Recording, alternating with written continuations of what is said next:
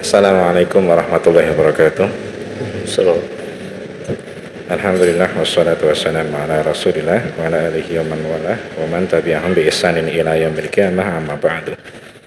Para peserta kamus yang semoga dirahmati Allah Subhanahu wa taala. Alhamdulillah bersyukur kita haturkan kehadirat Allah Subhanahu wa taala. Dikarenakan di sore ini kita diperjumpakan kembali baik secara online maupun offline dalam rangka untuk mengkaji sebagian dari ilmu agama Allah Subhanahu wa taala. Mobil khusus yang berkaitan dengan fikih wanita yang disarikan dari kitab Fikih Sunnah Linisa yang seperti biasa akan disampaikan oleh guru kita Ustaz Abu Idris Inggar Suprantoro hafizahullah ta'ala. Tidak lupa salawat serta salam semoga selalu tercurah pada panutan kita Nabi Muhammad SAW beserta keluarga, para sahabat dan pengikutnya hingga akhir zaman nanti. Allahumma amin. Dan alhamdulillah telah hadir bersama kita di Mushola At-Tarbiyah Ustaz Abu Idris Inggar Suprantoro. Untuk itu kepada beliau kami persilahkan. Tafadhal ya Ustaz. Bismillahirrahmanirrahim. Assalamualaikum warahmatullahi wabarakatuh. Alhamdulillahilladzi hadana lihadza wa ma kunna linahtadiya laula an hadana Allah. Asyhadu an la ilaha illallah wahdahu la syarika lah wa asyhadu anna Muhammadan abduhu wa rasuluh sallallahu alaihi wa ala alihi wa sahbihi wa man walah wa man tabi'ahum bi ihsan ila yaumil qiyamah. Di sore ini kita akan lanjutkan pembahasan dari kitab Fikih Sunnah Linisa dan kita akan menginjak pada pasal amakinunuha anis sholati fiha, yaitu tempat-tempat yang dilarang untuk sholat padanya. Ya, beliau di sini mu'alif kitab ini yaitu Abu Malik, ya, dia mengatakan al-aslu anal arda kullaha masjidun tajuzu sholatu fi ayati buk'atin minha liqaulihi alaihi salatu wassalam fudiltu alal anbiya bisittin wa ju'ilat liyal ardu tahurun wa masjidah, lakin yustasna min hadzal umumi ma yali. Hukum asal bahwa seluruh permukaan bumi itu adalah masjid. Artinya masjid bisa digunakan untuk sholat. Artinya masjid adalah makanus sholah, tempat untuk sholat, sehingga boleh untuk sholat di bagian bumi manapun ya, atau di tanah manapun yang ada di muka bumi, dikarenakan keumuman hadis Nabi alaihi salatu wassalam di dalam riwayat Al-Imam Muslim dan ada sahih di sisi Al-Imam Bukhari di mana Nabi alaihi salatu wassalam bersabda, fudiltu alal anbiya bisittin, aku diberi kelebihan di hadapan seluruh para nabi itu dengan 6 perkara. Salah satu perkara adalah dijadikan untukku seluruh muka bumi itu tahurun, suci, lagi mensucikan, wa masjidan, dan bisa untuk sujud. Ini umum, hadis ini umum. Artinya kalau umum, manakala di situ ada pengkhususan, ya, pengkhususan berarti pada beberapa tempat dilarang. Namun dari dalil yang ada dikecualikan dari keumuman ini, yaitu tempat-tempat yang berikut ini. Artinya bahwa di tempat-tempat ini tidak diperbolehkan untuk sholat. Yang pertama adalah mabarikul ibil. Mabarikul ibil itu adalah tempat menderumnya unta. Tempat-tempat unta menderum, tempat unta bermalam, itu dilarang untuk sholat di situ. Wahya al-mawadi'u allati taqifu fiha al-ibilu wa tabruku wa tabitu fiha, yaitu tempat-tempat yang unta itu menempat di situ, dia menderum dan dia bermalam di situ, didasarkan kepada hadis Nabi yang dikeluarkan oleh Abu Dawud dan Ibnu Majah dengan sanad yang sahih, la tusallu fi mabarikil ibil fa innaha minasyayatin. Jangan kalian sholat di tempat-tempat unta, karena tempat-tempat unta itu di situ minasyayatin, bagian dari tempat syaitan. Artinya setan dia ada di situ. Dan kita tahu tempat yang di situ ada syaitan memang menempat, itu berbeda dengan tempat-tempat lain di mana setan berkeliaran. Itu beda, karena di tempatnya itu ada kekuatan ya, dibandingkan tempat-tempat selainnya. Sementara sholat itu kan diinginkan agar supaya bisa khusyuk di dalam beribadah kepada Allah. Kalau dia sholat di tempat seperti itu, maka ini menghamparkan dirinya itu pada gangguan, sehingga sholatnya bisa rusak dan yang semisalnya. Fala yab'udu an tashabaha asyayatinu wa takunu mabarikuha ma'wan lisyayatin famuni'at as-salatu fiha li ajli dhalik.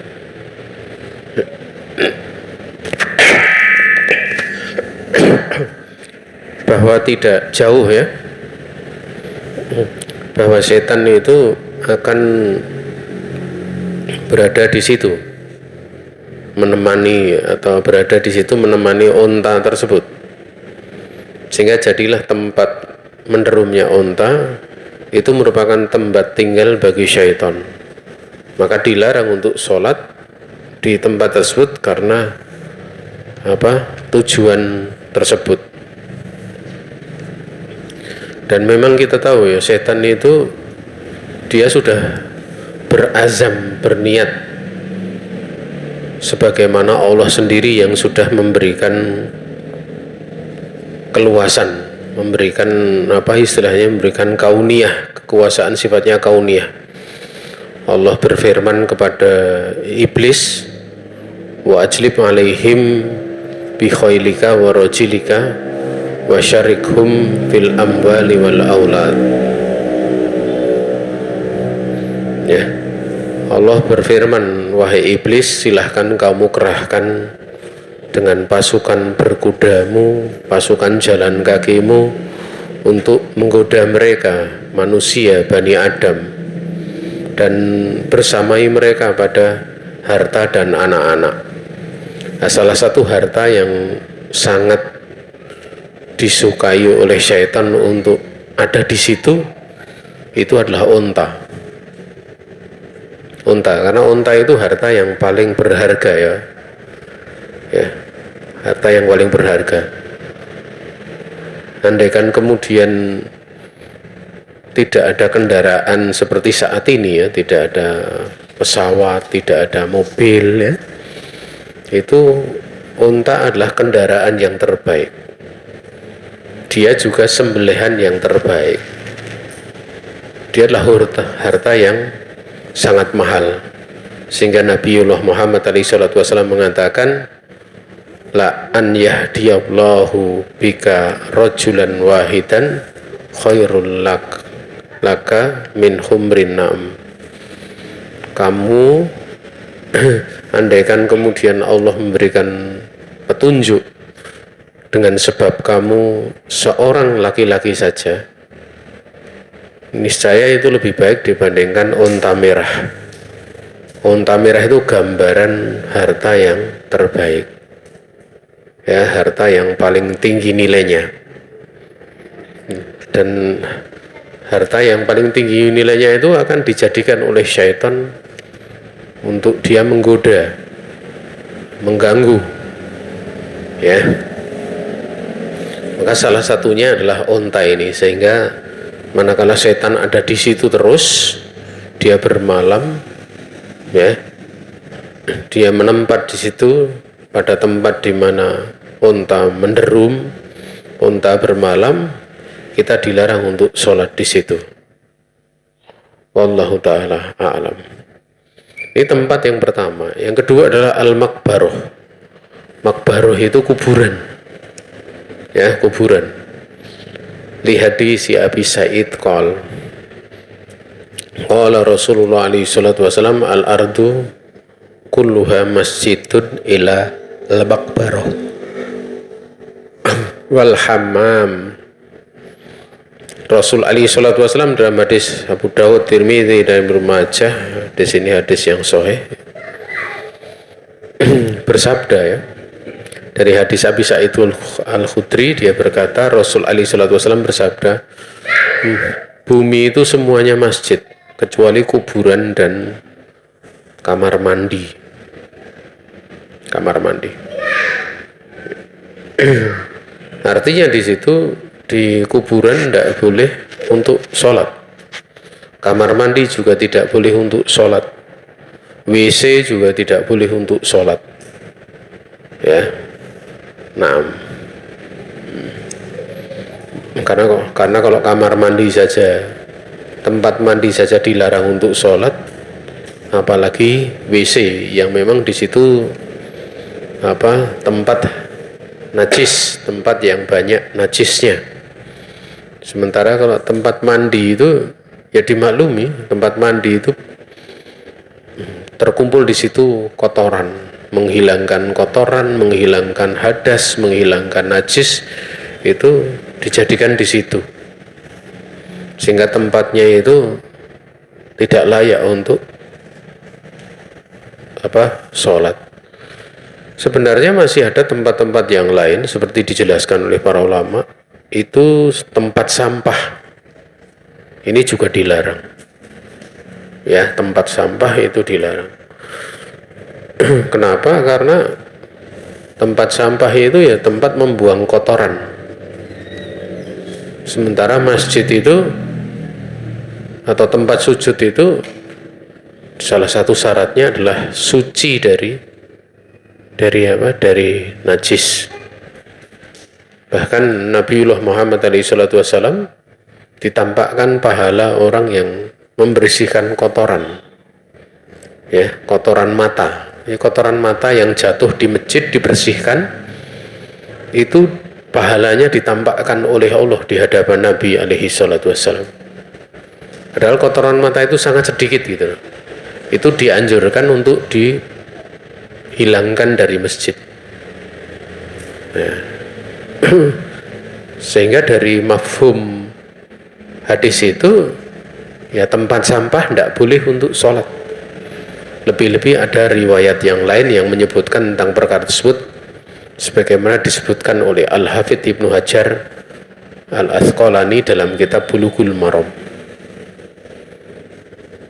Termasuk pula yang dilarang untuk sholat di situ, itu adalah tempat penjagalan hewan,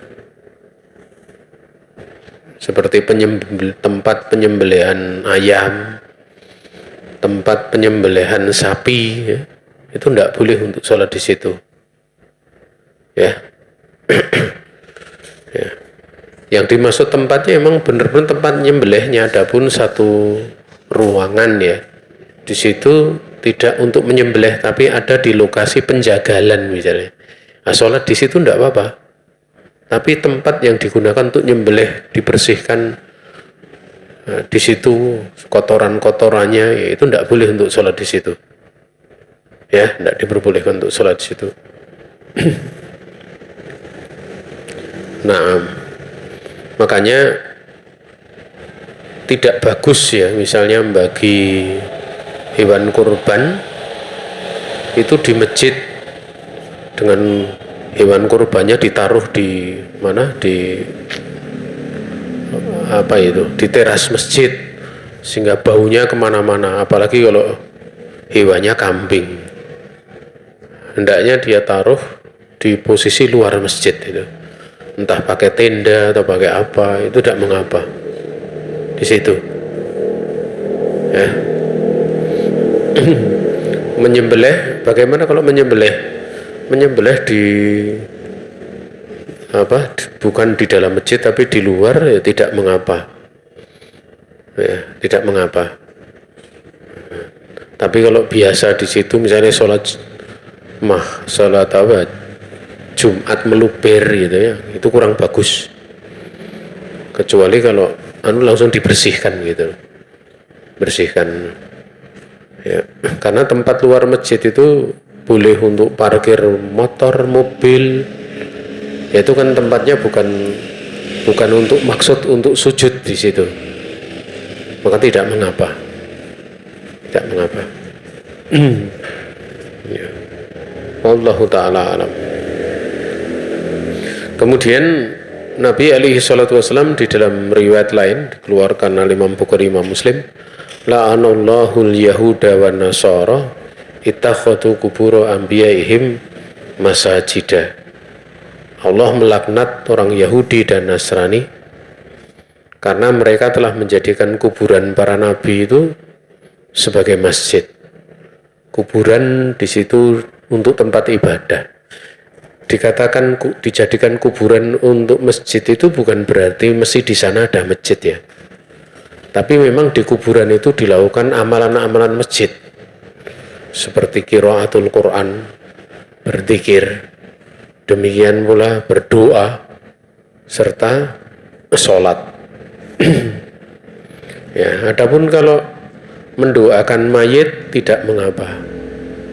Adapun misalnya mensolatkan mayit tidak mengapa di kuburan. Tapi kalau dia berdoa untuk hajat dirinya, ya, dengan keyakinan bahwa tempat tersebut punya kelebihan karena kuburannya dianggap kuburan para wali yang akan menghantarkan doanya di hadapan Allah, maka ini termasuk syirik akbar, syirik besar. Dan betapa sedikitnya orang yang mengingkari hal seperti ini. Sangat sedikit orang yang mengingkari hal seperti ini ya. Kemudian lakin yustasna minan nahyi sholatul janazati fa innaha tazuzu indal qabri kama sayati. Namun dikecualikan dari larangan ini sholat jenazah, karena boleh di sisi kuburan kama sayati. Jadi kalau sudah dikubur tapi belum sempat nyolatkan, boleh nyolatkan di kuburan. Tapi maksimalnya adalah sebulan. Ukurannya sebulan maksimalnya. Ya. Tapi kalau setelah sebulan tidak diperbolehkan. Walaupun tentang pembatasan sebulan itu tidak ada dalil satupun ya. Tidak ada nas dari Al-Quran, demikian pula dari hadis Nabi alaihi salatu wassalam. Tetapi itu dijelaskan gitu demikian. Maka barang siapa yang ragu, ya hendaklah tidak mensolatkan. Tapi kalau dia mensolatkan setelah terlewat, maka tidak mengapa. Apa yang dilakukan oleh Nabiullah Muhammad SAW mensolatkan jenazah di atas kuburan seorang wanita yang menjadi tukang sapu masjid, itu masih dekat ya harinya, tidak lama, masih dekat harinya. Terbukti Nabi bertanya ya, kenapa tidak dikhabarkan kepada beliau tentang kematian wanita tersebut. Kemudian yang ketiga, ini makbaroh, yang ketiga adalah al-hammam, tempat mandi. Wa huwa makanul ikhtisal, yaitu tempat mandi. Wa qad naha anhu fi hadisi Abi Sa'id al-Mutaqaddim, dan sungguh Nabi telah melarang tentangnya pada hadis Abi Sa'id yang telah dahulu telah disampaikan, yaitu apa? Al-ardu kuluha masjidun ilal makbarota wal hammam ya. Demikian pula tidak boleh sholat di tempat qada'il hajah. Wa kadzalika la tajuzu sholatu fi makani qada'il hajah li anahu ma'wasyayatin. Karena tempat qada'il hajah yaitu WC itu tempat syaitan. Makanya kita doa kalau mau buang air besar atau buang air kecil di WC itu Allahumma inni a'udzubika minal hubusi wal khaba'is. Hubusi itu jamak dari al-khabithu yang disifati dengan jelek, yaitu setan laki-laki. Khaba'is itu dia jamak dari khabithah, setan-setan perempuan. Itu menunjukkan bahwa memang di dalam WC itu tempat setan laki-laki dan setan perempuan, disebutkan dalam bentuk jamak. Ada isyarat setannya di situ banyak, ya, setannya banyak. Fa'an Zaid bin Arqam anna Nabi alaihi salatu wassalam qala anna hadhil hushusha muhtadaratun fa idza dakhala ahadukum al khala'a falyakul a'udzu billahi minal khubuthi wal khaba'ith. Rasul alaihi salatu wasallam dalam hadis Abu Dawud dan Ibnu Majah dari jalan Zaid bin Arqam, beliau bersabda, sungguhnya kakus ini muhtadaratun, dihadiri, maksudnya dihadiri syaitan. Maka apabila salah satu dari kalian itu masuk ke dalam WC, ucapkanlah, hamba mohon perlindungan kepada Allah dari godaan setan laki-laki dan setan perempuan. Ya. Nah, faedahnya dari pembahasan ini ada tambahan pembahasan lain, ya. Man saraqat thauban thumma sholat fihi aw sholat fi ardin ghasabatha fasahihu annaha ta'thimu lakin sholatuha sahihatun wa bihadza qala al-jumhuru wallahu a'lam. Barang siapa yang mencuri pakaian kemudian sholat dengan memakai pakaian tersebut, atau dia sholat di tanah yang dia telah merampasnya, maka yang sahih bahwa sholat wanita tersebut, ya, dia itu terhukumi berdosa, ta'thimu, namun sholatnya sah, ya. Dengan pendapat inilah jumhur ulama berpendapat wallahu a'lam. Artinya jamaah yang dirahmati Allah Subhanahu wa taala, beliau memilih pendapat ini, ya, karena sebagian pendapat itu mengatakan tidak sah wudhu dengan air curian, nggak sah sholat dengan pakaian curian, tidak sah sholat di atas tanah rampasan, termasuk tanah curian. Jadi kalau ada koruptor itu korupsi uang, kemudian beli rumah, beli tanah, itu dia sholat di tanah tersebut nggak sah sholatnya, ya, termasuk nggak sah sholatnya. Tapi ini pendapat yang hanya sebagian ulama yang berpandangan. Kalau di kalangan madhab yang berpandangan seperti itulah madhab Hambali. Kalau ulama-ulama sekarang yang berpendapat dengan pendapat inilah Syekh Sholeh Al-Fauzan hafizahullah ta'ala. Di dalam kitab Al-Mulaqas Al-Fiqhiyu, beliau berpandangan tidak sah sholatnya, tidak sah wudhu dengan air curian. Jadi kalau dia punya air kok airnya curian, untuk sholat dia tayamum, dia sholatnya tayamum. Kalau seorang dia punya rumah, misalnya rumahnya rampasan curian, dia sholatnya nggak boleh di rumah, keluar dari rumah di pinggir jalan atau apa itu, sholatnya di situ atau di mana lainnya, ya. Namun yang benarnya pendapat jumhur bahwa sholatnya itu sah. ya, sholatnya sah tapi dia berdosa. Nah biasanya ada pula yang berpandangan seperti ini. Jadi kalau orang kerja daftar pegawai, kemudian nyogok itu ada yang berpandangan seperti pendapat tadi, seluruh gajinya haram. Ada yang sering ngomong kayak gitu. Jadi kalau kerjanya itu pakai nyuap kayak begini, ya itu nanti gajinya haram semua. Nah ini ya. Sebenarnya seperti itu tidak benar ya, dari si fikih tidak benar, karena pembahasan mencuri dengan pembahasan akad itu beda. Akad kerja itu tidak mencuri ya. Tapi akad kerja itu dia berakad dengan yang mempekerjakan, tapi di situ ada bentuk riswah, sogok. Nah itu diterangkan oleh para ulama, akadnya sah tapi hukumnya haram, karena tidak setiap yang haram itu menggugurkan sahnya sebuah akad atau ibadah.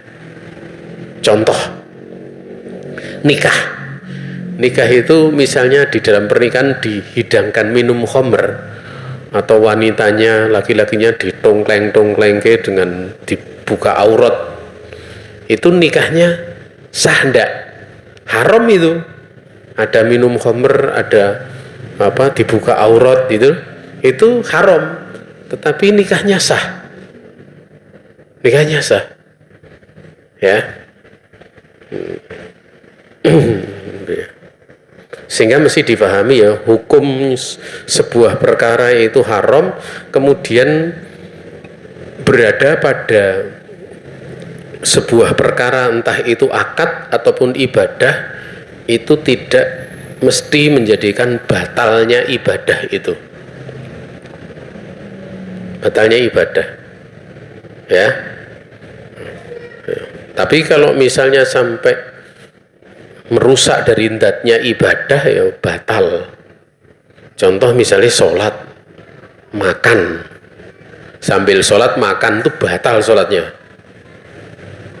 karena indatnya ibadah sholat itu khusyuk, kok reko-reko makan gitu loh ya.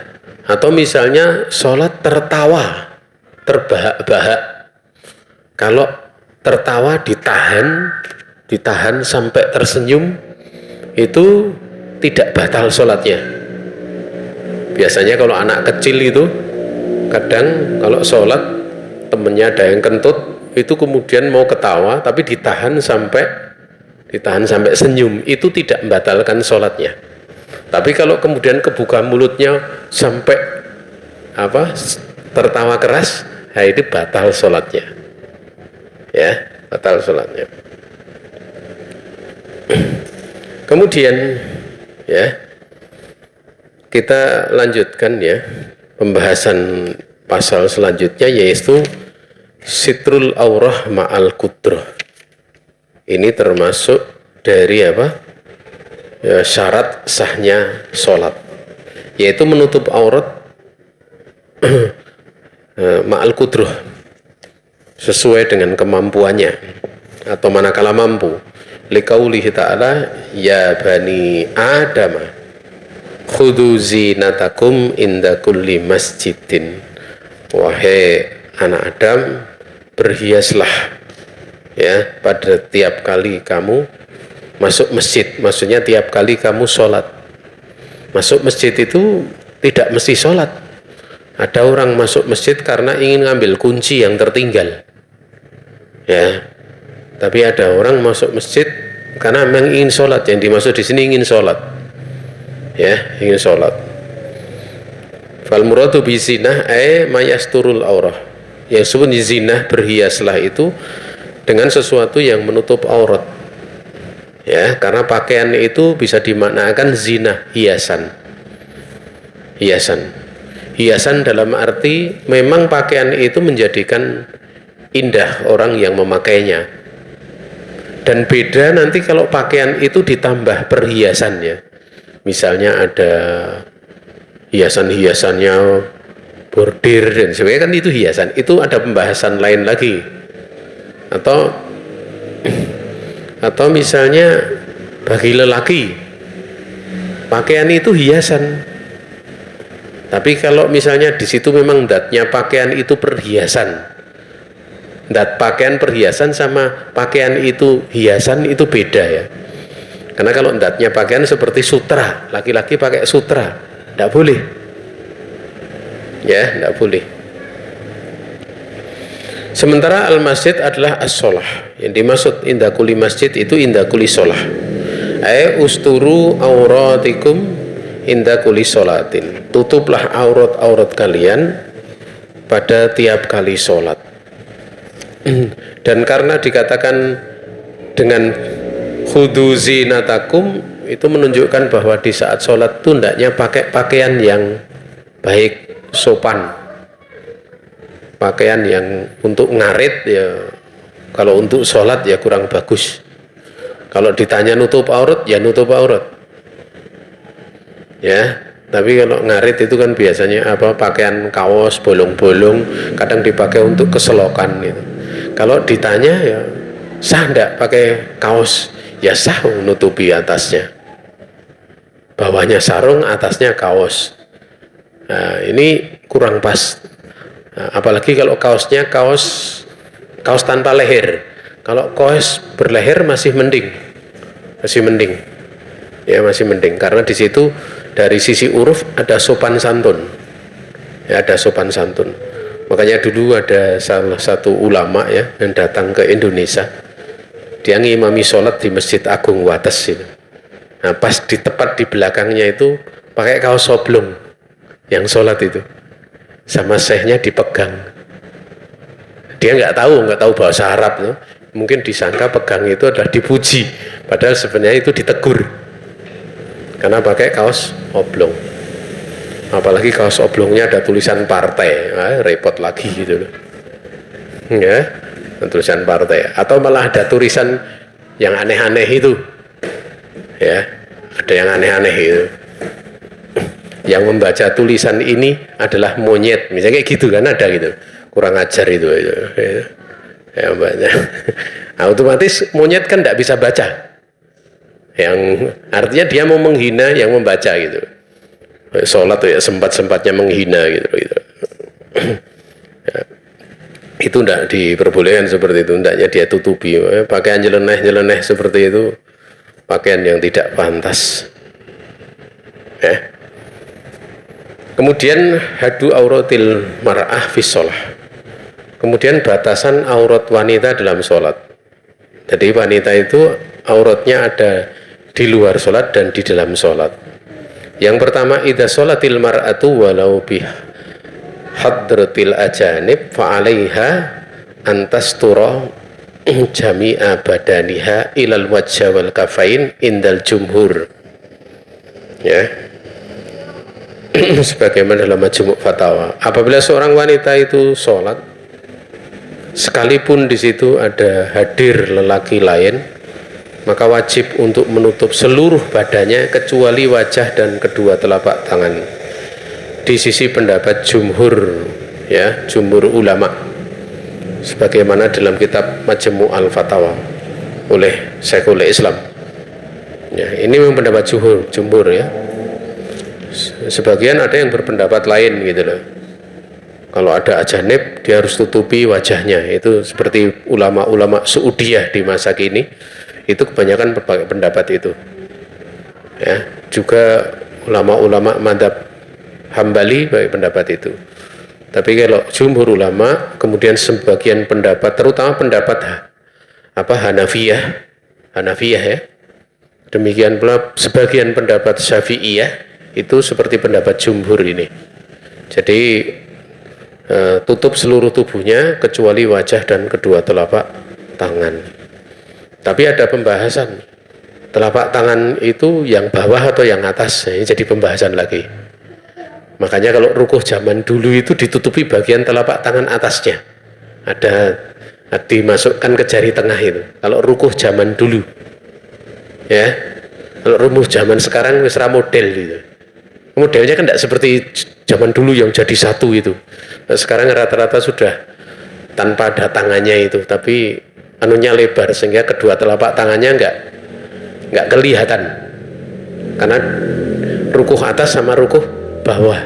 Kalau rukuh zaman dulu yang warnanya putih itu ada memang di telapak tangannya itu, di situ dikasih kayak lubang sehingga telapak tangan atas itu tidak terlihat.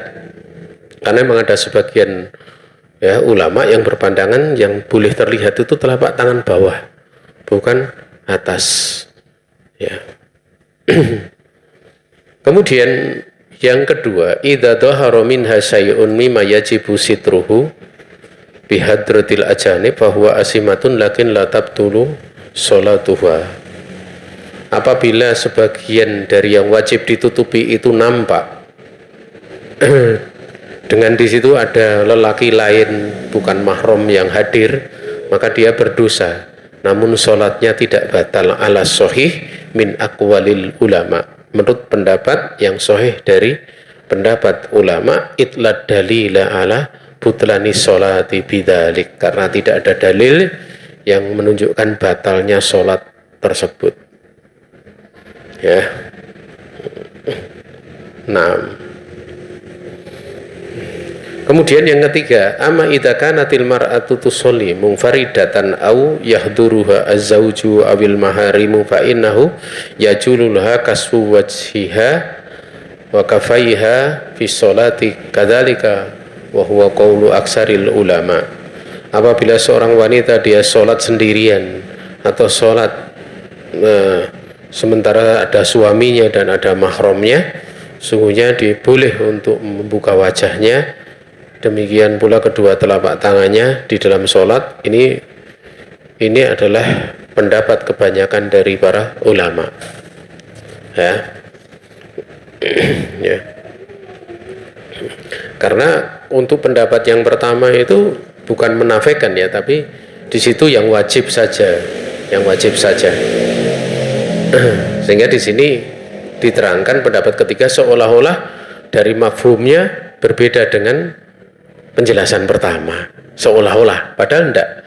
Karena kalau yang pertama, kalau hadir itu hukumnya tidak sampai wajib menurut pendapat jumhur untuk ditutup wajahnya, tidak sampai wajib kalau ada lelaki di situ gitu. Tapi yang di situ wajibnya adalah menutup seluruh badannya kecuali wajah dan kedua telapak tangan.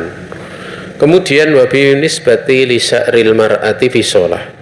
Kaitannya dengan rambut seorang wanita dalam salat.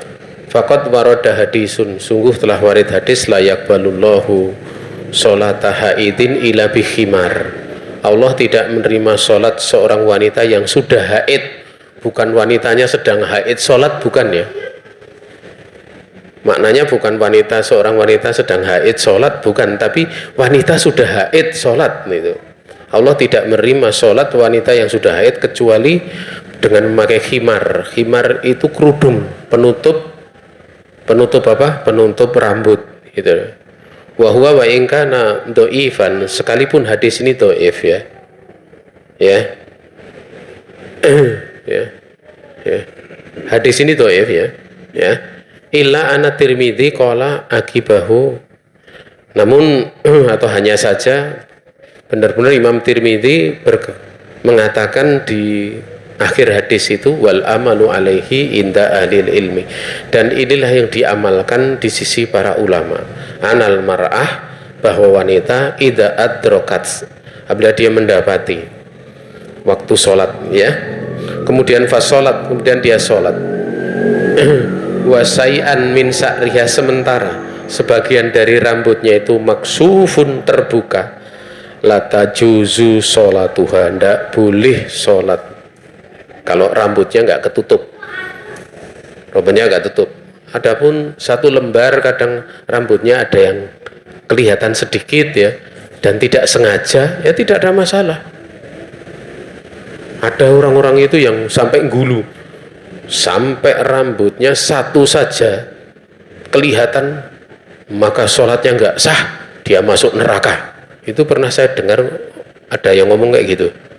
Ini menunjukkan tidak paham fikih. Ya, karena biasanya orang sholat rambutnya 1 lembar kelihatan, 1 saja kelihatan, itu kira-kira sengaja atau nggak sengaja? Biasanya nggak sengaja. Sudah berusaha kok ya ono sing weruh kelihatan gitu. Masih ada kelihatan. Ya, la yukallifullahu nafsan illa wus'aha. Makanya orang itu kalau nggak punya ilmu ya kadang ngomong itu berlebihan. Yang saya sebutkan tadi adalah orang sufi ya, orang sufi. Jadi dia orang sufi ngasih pengajian. Nah, ya orang sufi kan memang semangat beramal tapi tanpa ilmu. Sampai ada orang sufi itu tidak mau sholat itu digosor dan dijamak. Jadi dia itu sholat itu kalau wajib ya sempurna. Mau pergi ke Jakarta, mau safar ke Sumatera, sampai dia berdoa kalau naik bis itu. Mudah-mudahan tatkala ada adzan zuhur itu dia berdoa. Mudah-mudahan banyak bocor gitu loh. Akhirnya bener, banyak itu benar-benar bocor atau rusak bisnya. Dia berhenti pas waktu adzan bisa sholat di situ gitu. Padahal itu namanya apa? Istidjrat. Nah, berlebih-lebihan di dalam agama. Sufi itu berlebih-lebihan di dalam agama. Kalau doa memuliakan orang soleh juga berlebih-lebihan. Akhirnya orang solehnya disembah. Ya gitu. Makanya kalau kita lihat ya di video itu ya.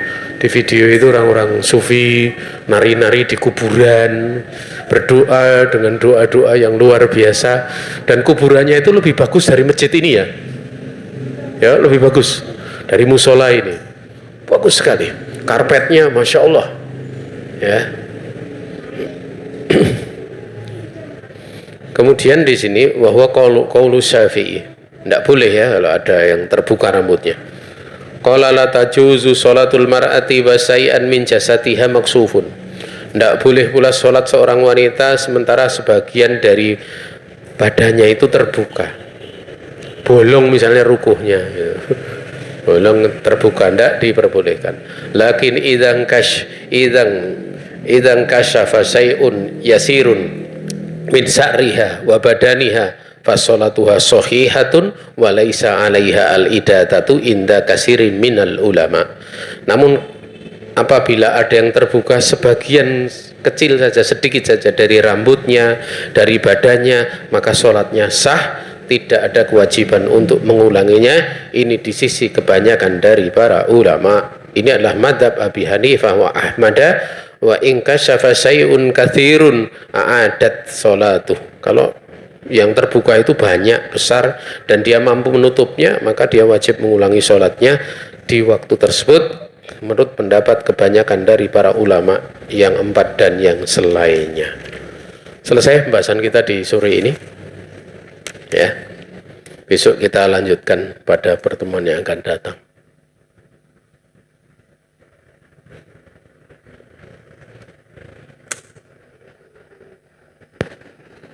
Baik, kami ucapkan jazakallahu khairan kepada Ustadzuna Habib Idris Ingkar Subhanallah Hafidhullah atas ilmu yang telah disampaikan.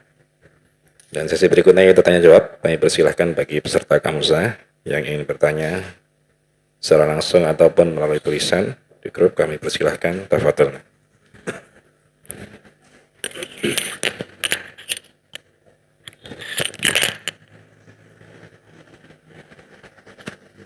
Afwan Ustadz, ingin bertanya. Ya.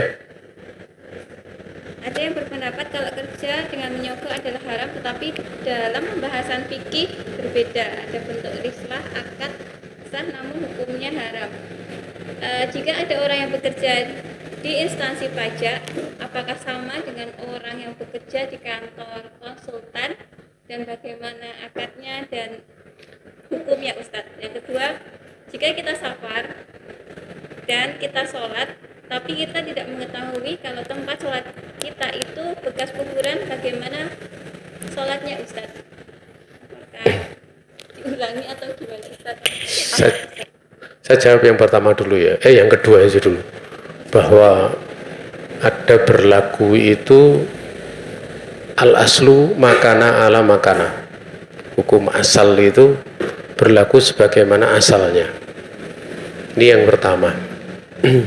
Di mana asal tempat tersebut, kalau kuburan itu mesti dilihat dulu kuburan di situ masih nampak asar kuburannya atau sudah hilang.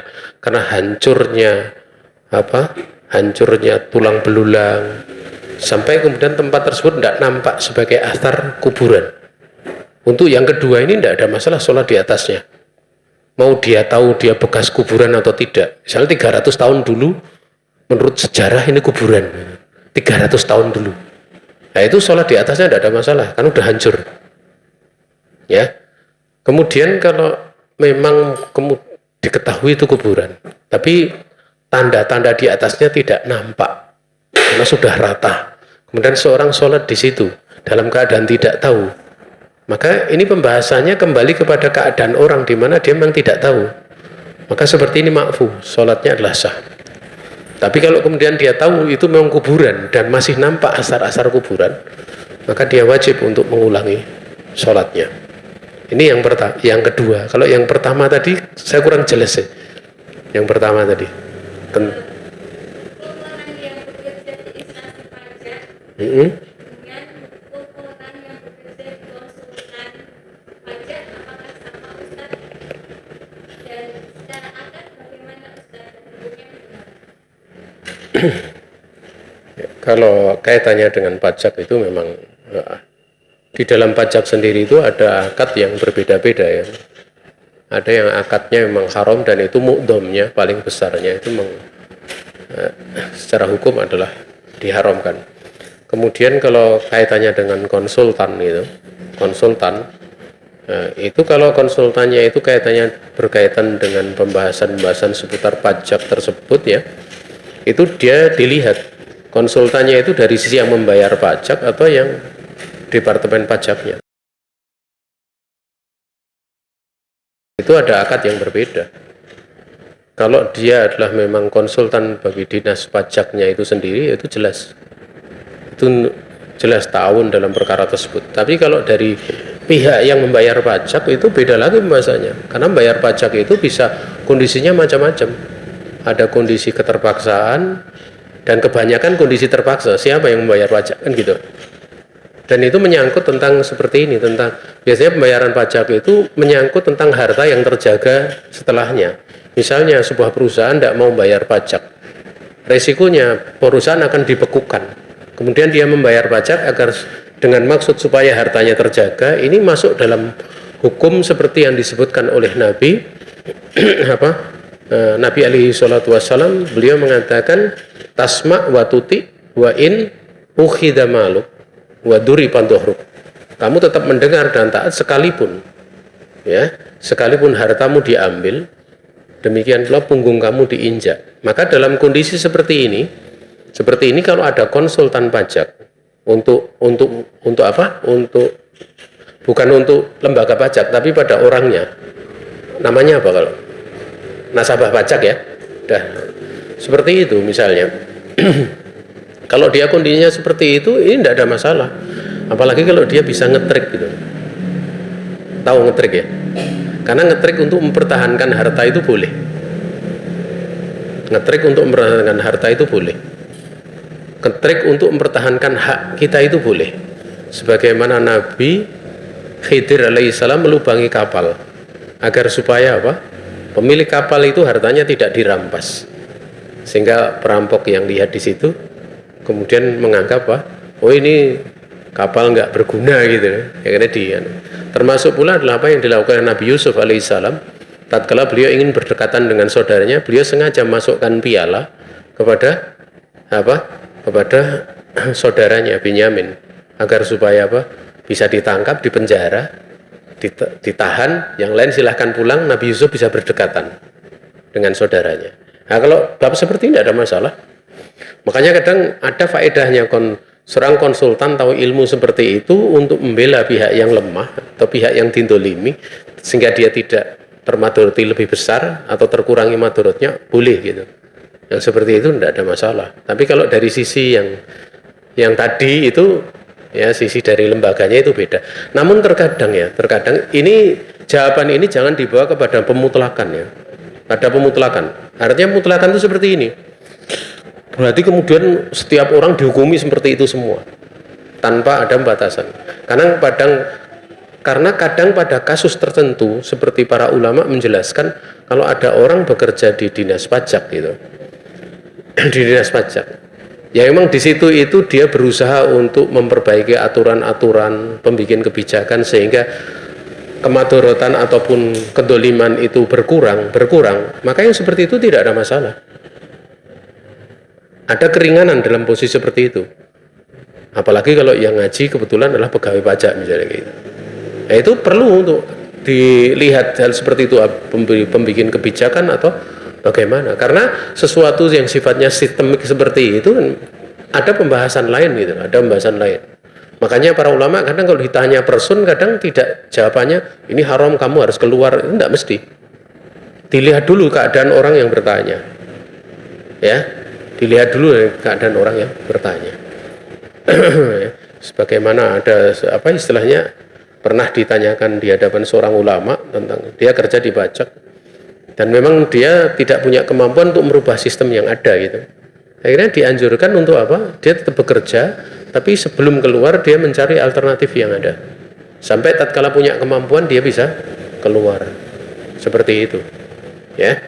Dan ingat ya, tadi ada rincian-rincian ya, jangan kemudian dibawa langsung kepada ada pembahasan masalah seperti ini yang butuh untuk dirinci. Wallahu ta'ala. Mungkin demikian. Ya.